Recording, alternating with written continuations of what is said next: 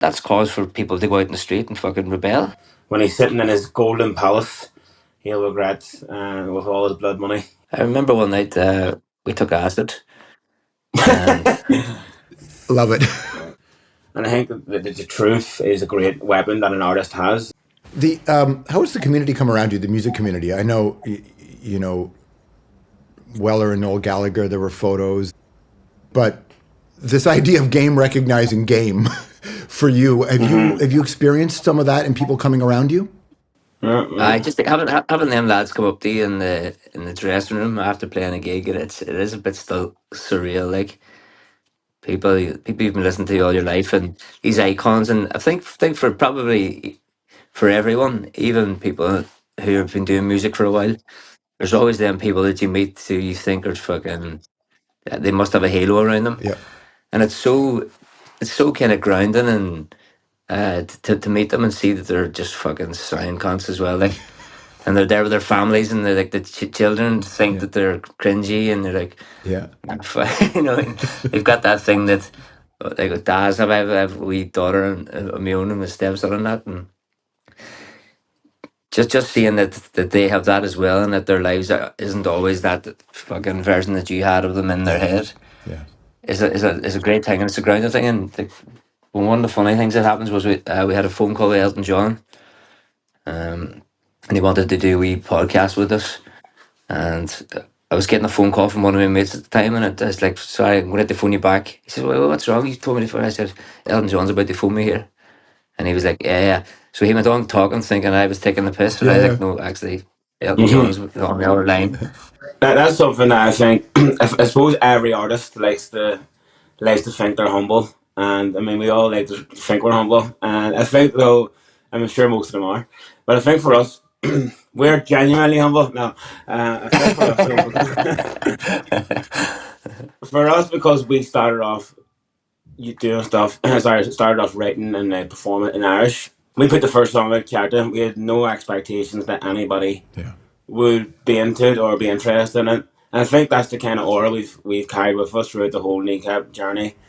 And like we'll meet people like Noel or Elton, and we still won't believe it because we're just like, maybe it's just this kind of post-colonial like hangover that we don't think we're able for it, and like people won't be interested in our language because it's not as good.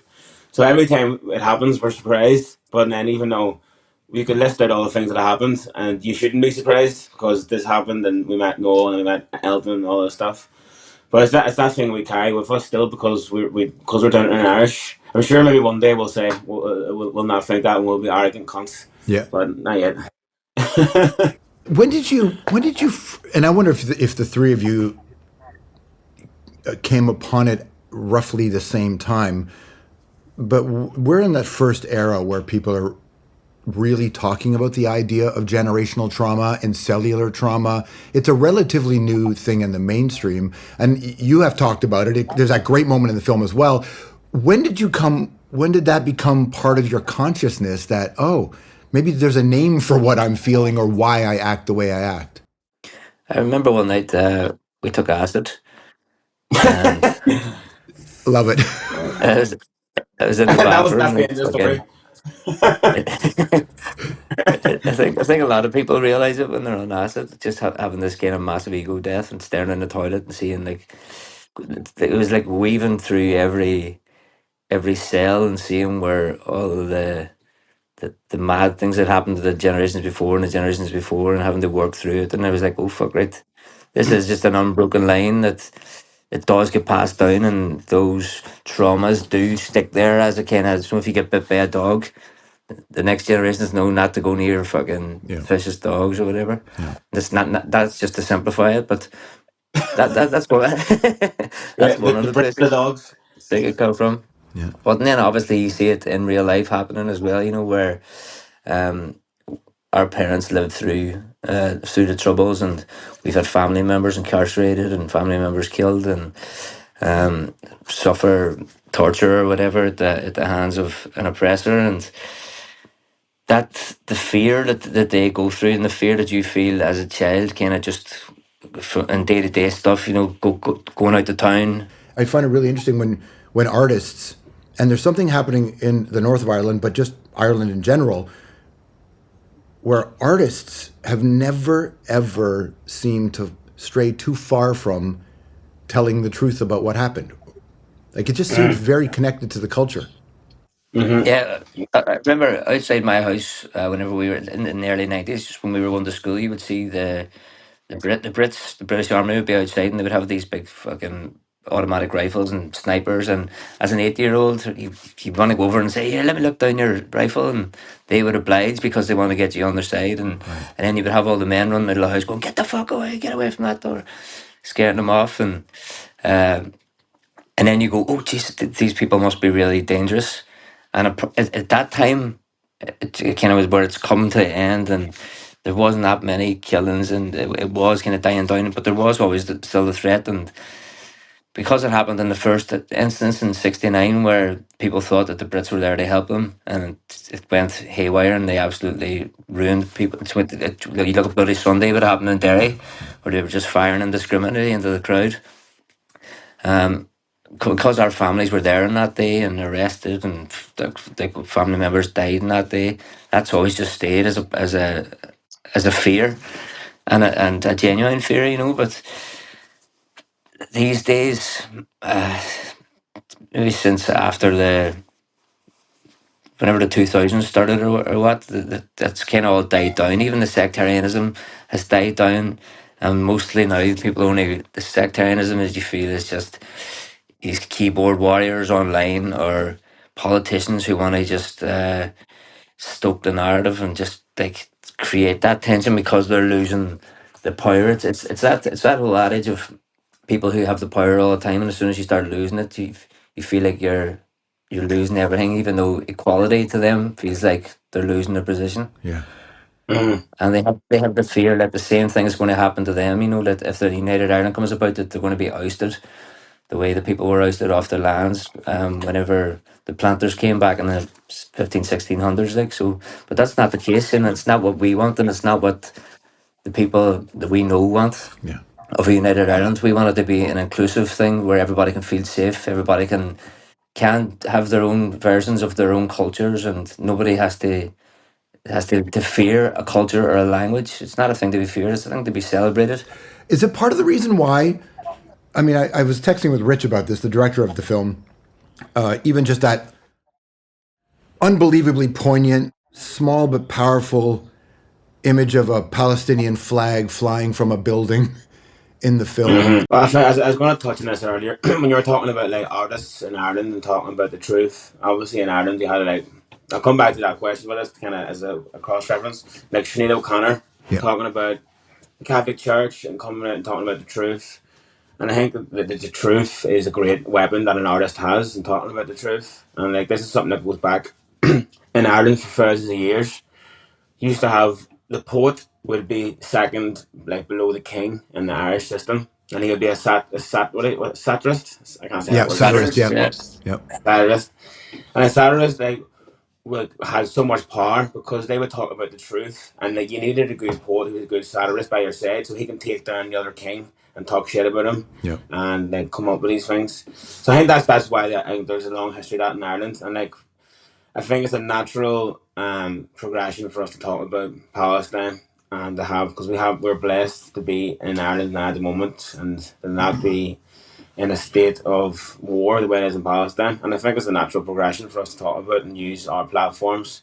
And it's such a beautiful thing to see bands like Fontaines going on the Rolling Stone and talking about Palestine because there's so many bands who are smaller than them or bigger who don't say fuck all because they're afraid in case something happens. But the fact that the Fontaines are there, talking on some of the biggest platforms in the world, and not caring, it means a lot. And it's a common thing in Ireland. There's not many bands in Ireland who don't speak out, and like it's coming by. Obviously, you've seen the thing with Stormzy and McDonalds, and he did the fucking crazy sponsorship deal and and deleted all his Palestine posts. So I think with the internet, you don't get away with stuff anymore, and if you're not on the right side, people are going to remember it. And I'd say Stormzy, hopefully, will regret that when he's sitting in his golden palace. He'll regret with all his blood money. He'll regret getting sponsored by McDonald's. But yeah, it's a natural thing for us. Yeah, go ahead. Go ahead, JJ. I think that just have been an oppressed people yourselves, like the people of Ireland, and seeing how people are going through the same struggles and having the same kind of, even though theirs is on a scale that's fucking far greater. Yeah. Like if you think back to 1847, like whenever there was all the food was being shipped out of Ireland, to fight for the English to fight their wars around the world. You know, like the famine happened. You know, there was a blight, but that's not the reason Yeah. everybody starved and everybody emigrated. It was because the food was being exported. And then you see people like the Choctaw people, the Native Americans, who sent like the equivalent of 1.6 million pound to Ireland to help feed people and to help people Yeah. pay for tickets to get away and get a better life, even though that they themselves were suffering under the hands of imperialism and the Americans at the time. So just seeing that kind of solidarity and that just recognizing humanity, I think it's a massive thing. And even though sometimes you can't help directly, just knowing that there's people have your back can be enough. I have a couple more on this, but I just need, before I let you go, I need to talk to you about the music itself, because that's a big part of this. I just love the music. But the Stormzy thing I find very interesting. But the deleting the posts, his friends saying, people inside his group saying it's not about that. And I just think from the inside, the pressures that an artist must feel. There are people who say that you didn't get the Oscar nomination because they didn't want to hear Free Palestine on stage. And They're right. do you think that's what it was? Yeah, Well, 100%. let them believe it. Anyway. Even if it's not true, it's true now. Yeah, well, I just find there's this really interesting thing right now where artists who are talking about, like, in that one struggle is all struggles and all struggles are one struggle. And that if there isn't that solidarity, that maybe we're missing a point. Yeah, I mean, it can be a very tiresome like job trying to maintain a certain level of awareness with some bands who don't speak up, and that's one thing. But like, I think for Stormzy, he's actively going to seek sponsorship and get extra money when he's already a multimillionaire. Is a very bad look. But it is good for bands to be accountable for what they talk about. Obviously, musicians are a great way uh, to get information out there and en masse, you know. But it's really the politicians that need the pressure from the public, you know. And that's what I think, that's what the next step should be. So if you're getting your information from the likes of us, the likes of Bob Villan, then you need to be going to your politician and putting them under pressure not to go to the White House, because like Ireland are now fucking letting the US planes land here again, the government. And the people have been on the streets marching for years saying that that's not what we want. And the elected representatives are going against the will of the people, Yeah. you know. And like that's cause for people to go out in the street and fucking rebel, Yeah. you know. That's cause for rebellion. That's cause um for ousting the politicians who aren't doing the job that needs to be done.